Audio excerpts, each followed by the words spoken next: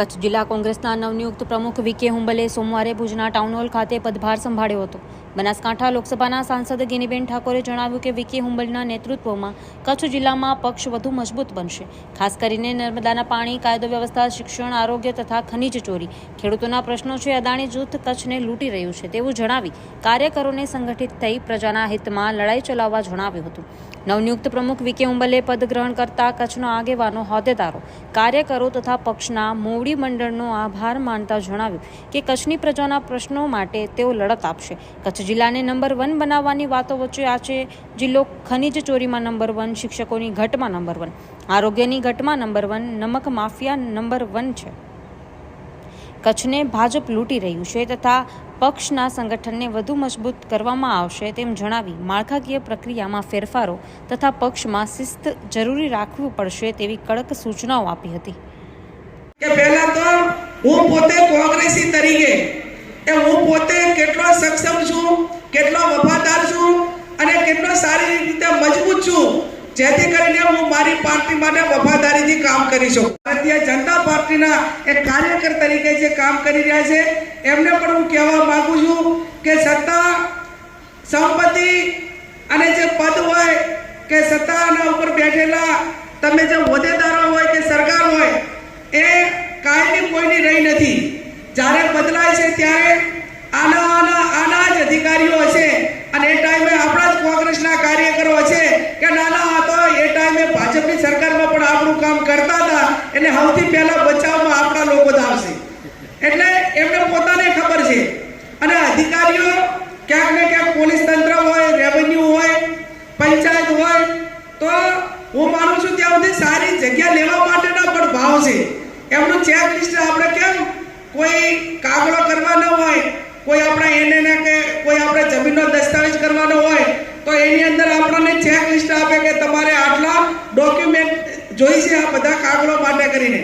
તો એમ ભારતીય જનતા પાર્ટીના શાસનમાં અધિકારીઓને સારી જગ્યા લેવા માટેનો એનો ભાવ ચેક લિસ્ટ છે કે ભાઈ તારે આ જગ્યાએ લેવા માટે કરીને તમારે આટલા પૈસા આપવા પડશે. અને આ રીતે ચેક લિસ્ટ અને ભાવથી જગ્યા ભરેલું પદ હોય કે જગ્યા કરેલી હોય તો હું માનું ત્યાં સુધી કરપ્શનમાં કે એની વફાદારી એ નિભાવી શકે નહીં. એ પોતે એનો કોટો અને એનો જે ટાર્ગેટ છે એ પૂરો કરવા માટેના પ્રયત્નો કરતા હોય છે. પણ આવા અધિકારીઓને પણ એટલી હું અપેક્ષા રાખું છું કે આ સત્તા કોઈની કાયમી રહી નથી, રહેવાની નથી.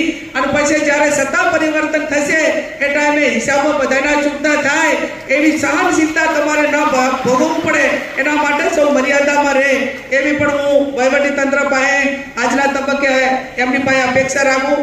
ગુનાઓના પ્રમાણમાં અહીંયા કોઈ સલામત નથી. બેન ગેનીબેન અમારા વિસ્તારમાં તો દિવસે દીકરીઓને રસ્તામાંથી ઉપાડી જાય છે. યુપી બિહારમાં નહીં હોય, રસ્તામાંથી દીકરીઓને ઉપાડીને લઈ જાય છે ને એના ઉપર બળાત્કાર ને ખરાબ કૃત્યો કરે છે. આ કચ્છની અત્યારે અમારી હાલત છે. દરેક રાત્રે બળાત્કાર, ચોરી, લૂંટ, આ રીતે મામૂલી 100-200 રૂપિયામાં ખૂન કરી નાખે એવી હાલત છે. તમારે રાતે રોડ ઉપર જવું તો અમે રોડ ઉપર નથી જઈ શકતા, મેન રોડ ઉપર જ જવું પડે. જો અમે સીધા અંદરના રોડમાં જઈએ તો અમને પરિવારને ના પાડી છે કે તમે આ રોડ ઉપર ન જાઓ. કોઈ સલામતી નથી. સલામતી નથી એનું કારણ એ છે કે પોલીસ પર આખું તંત્ર ભાજપનું કામ કરી રહી છે. એના કાર્યક્રમોમાં, એના પ્રોગ્રામોમાં આ બધું કામ અત્યારે પોલીસ કરી રહી છે. નાના અત્યારે તમારે બેન પોલીસનું કામ આ લોકોને મદદ કરવી છે. હપ્તા, દારૂના હપ્તા કમલમ ત્યાં પહોંચે છે, ગાંધીનગરમાં ડ્રગ્સમાંથી પણ પૈસા લઈને પહોંચાડે છે. જ્યાં જ્યાં અત્યારે પોલીસ છે, તંત્ર અને વહીવટી તંત્ર દરેક કચેરીઓમાં, નગરપાલિકા હોય, તાલુકા પંચાયત હોય કે જિલ્લા પંચાયત હોય, એનું કોઈ પદાધિકારીઓનું કોઈ સાંભળતું નથી. પણ એનું 30-35% એમાંથી ભ્રષ્ટાચાર કરીને ભાજપના કાર્યાલય સુધી પહોંચાડવાનું કામ આ લોકો અધિકારીઓ કરી રહ્યા છે. માત્ર ખેસ નથી કર્યો ભાજપનો, બાકી ભાજપના જ પ્રતિનિધિ તરીકે અત્યારે કામ કરે છે. તો આવનારા દિવસોમાં આપણે બધા ભેગા થઈ અને એના માટે અત્યારે બેન અહીંયા કરીને કોઈ રિક્ષાવાળો નીકળે, નાનો અહીંયા રિક્ષાવાળો બિચારા હશે, નાના માણસો, તો વિચાર કરો, નાના ગરીબ માણસો હશે, પોલીસ એને રાખીને દંડ કરે છે 1000 ને 500 ને 2000 રૂપિયા. પરંતુ મોટા લોકોને બધી છૂટ, કારા કાંચ લગાવેલા હોય, ભાજપનું માથે ખાલી સિમ્બોલ હોય કે બધું આવી જાય, ખાલી કમરનું એક છાપેલું હોય, એને બધી છૂટ. બાકી નાના ગરીબ માણસો આ સરકારમાં હેરાન થાય છે.